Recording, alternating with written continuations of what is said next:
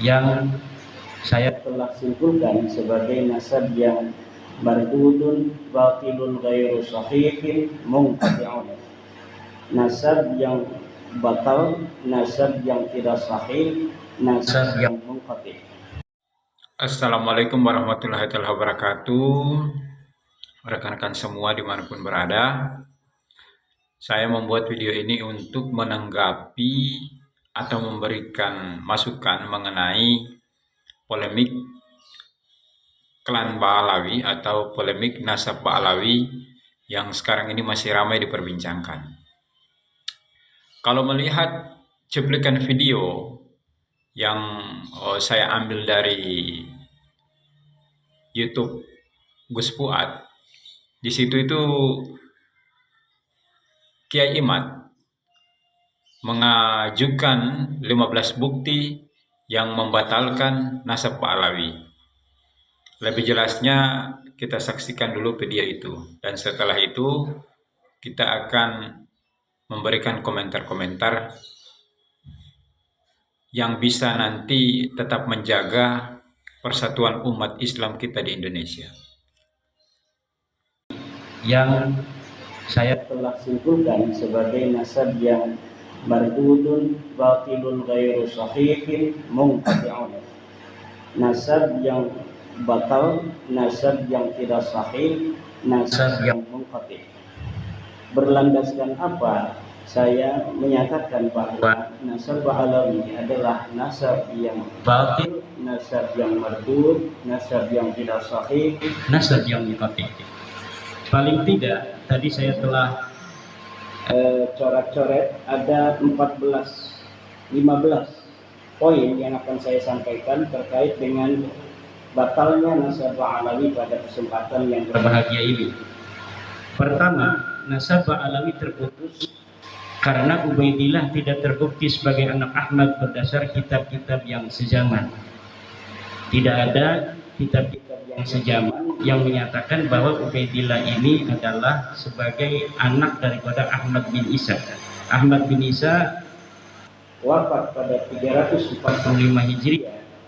Kitab-kitab nasab yang banyak ditulis ketika itu abad ke-4, ke-5, ke-6, ke-7, ke-8 dan ke-9 tidak mencatat nama Ubaidillah merupakan anak daripada Ahmad. Ahmad bin Isa tidak terbukti hijrah ke Yaman berdasarkan kitab-kitab abad ke-5 sampai abad ke-9. Di dalam kitab-kitab nasab yang telah ada mulai abad ke-5 juga kitab-kitab tarikh, kitab-kitab sejarah yang ada dari mulai abad ke-5 sampai abad ke-9 tidaklah menceritakan, tidaklah mereportase adanya hijrahnya Ubaidillah atau ayahnya Ahmad bin Isa ke Yaman. Bagaimana orang yang tidak hijrah ke Yaman kemudian bisa mempunyai keturunan di Yaman? Yang ketiga, nasab Ba'alawi terputus karena Ubaidillah tidak terbukti sebagai anak Ahmad berdasar kitab-kitab sejaman. Oh, ini udah salah ketik ini. Makam Ahmad bin Isa yang ada di Hadramaut baru ditemukan di abad ke-9. Jadi makam Ahmad bin Isa yang hari ini sangat populer berada di Hadramaut Yaman, itu di dalam kitab tarikh saya temukan bahwa makam itu ditemukan pada abad ke-9 Hijriah. Artinya ketika wafat 345 Hijriah sampai abad ke-9 Hijriah itu telah berjalan 550 tahun, makam itu dulunya tidak pernah dikenal orang. Ketika nasab Ba'alawi dikonstruksikan pada abad ke-9, bersamaan dengan itu pula lah makam-makam yang berkait dengan nasab itu kemudian perlu untuk dibangun untuk menjadi kekuatan klaim bahwa klaimnya nasab itu ada nama-nama tertentu sampai tersambungnya nasab mereka dengan Ahmad bin Isa, maka kekosongan nama-nama yang juga di dalamnya ada kekosongan makam-makam ini perlulah dibangun makam-makamnya itu sebagai bukti saksi buat masa-masa yang akan datang.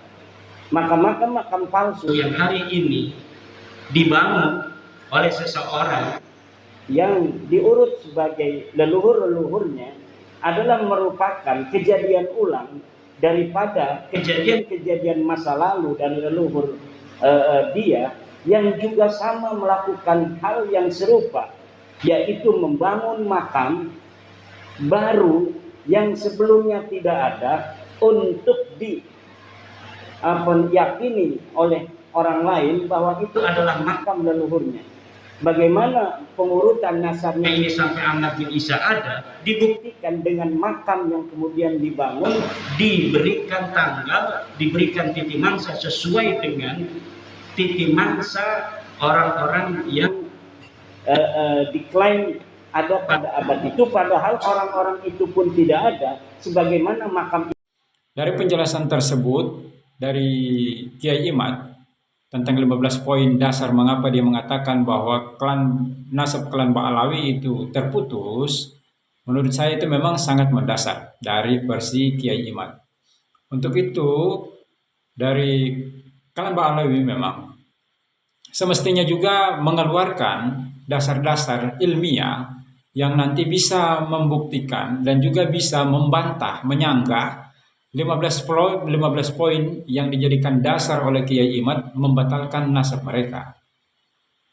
Kemudian kita sebagai umat Islam, marilah kita tetap menjaga persatuan di antara kita. Jangan sampai kita tetap saling dalam posisi membelah klan Ba'alawi, kemudian juga membelah tesis Kiai Imad, tapi kita yang akhirnya terprovokasi.